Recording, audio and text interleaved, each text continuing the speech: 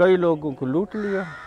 आसपास एक चर्चा हो गई कि एक आदमी अकेले रहता है, अकेले ही लूट लेता दौड़ा करके। सरकार ने ऐसा कहा कि देखो कोई अकेला आदमी है और वो लूट लेता है पब्लिक को रास्ते में। उन्होंने कहा, बताया कि वो अकेलवा मिल गया और दौड़ा लिया हमको। तब्बल लिए था, अब बोले टार्च हमका दे दो, तो हम डाल के भागी आए वहाँ से। अरे हमका ये तो पक्का वही है बटमार। सरकार को बताया, हम उस बटमार को भागवत पढ़ाने लगे। खूब भागवत पढ़ाई।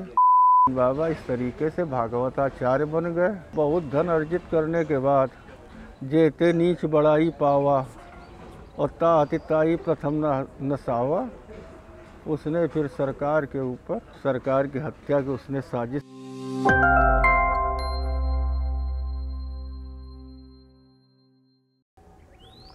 जय श्री शोभन सरकार। भगवान में अलौकिक शक्ति थी। वो एक डाकू बदमाश को भी संत की कोट तक लाने की क्षमता थी उनमें।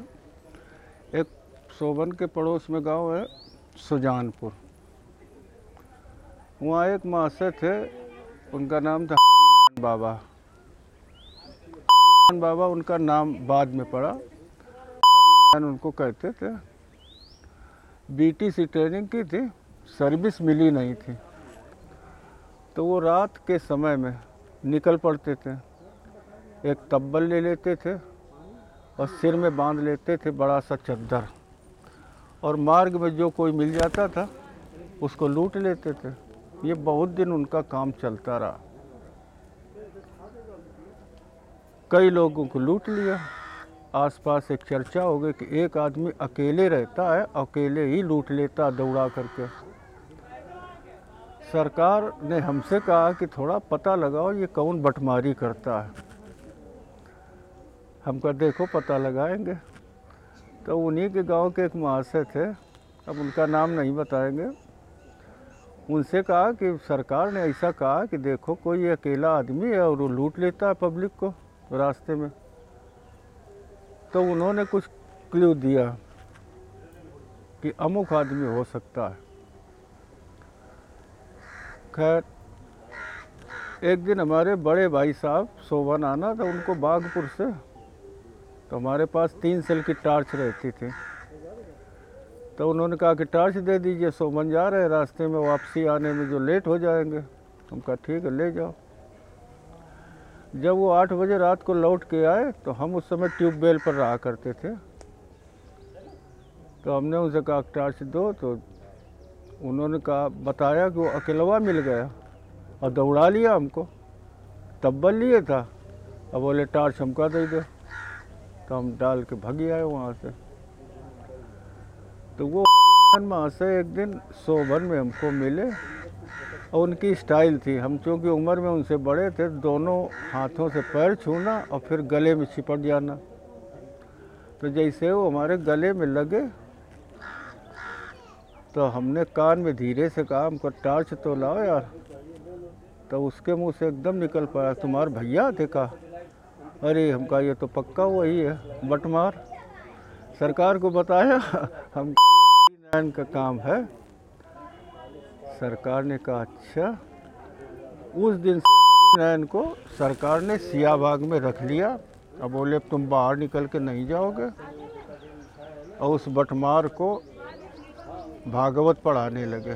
खूब भागवत पढ़ाई। एक दिन एक महाशय आए, बोले हम भागवत सुनना चाहते हैं, हमको कोई आचार्य बताओ। सरकार ने कह दिया ये क्या बैठे, इनको ले जाओ। बोले ठीक है, और वो चले गए। तो हरिनारायण बाबा ने कहा सरकार हमको तो कुछ आता जाता नहीं, हम भागवत कैसे पढ़ेंगे? अरे बोले बेवकूफ़, एक तरफ श्लोक लिखे हैं, दूसरी तरफ अर्थ लिखा है, श्लोक पढ़ता जा, भागवत अर्थ बताता जा।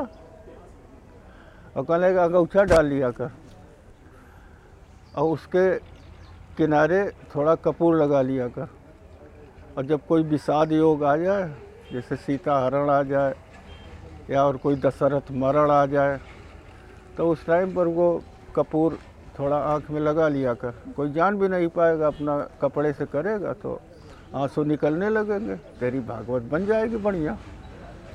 हरिनारायण बाबा इस तरीके से भागवताचार्य बन गए, बहुत धन अर्जित किया, और बहुत धन अर्जित करने के बाद जेते नीच बड़ाई पावा और ताति ताई प्रथम नसावा, उसने फिर सरकार के ऊपर, सरकार की हत्या की उसने साजिश रची।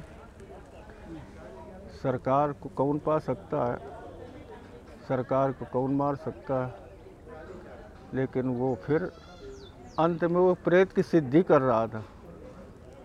एक दिन शौच के लिए जब वो महाशय गए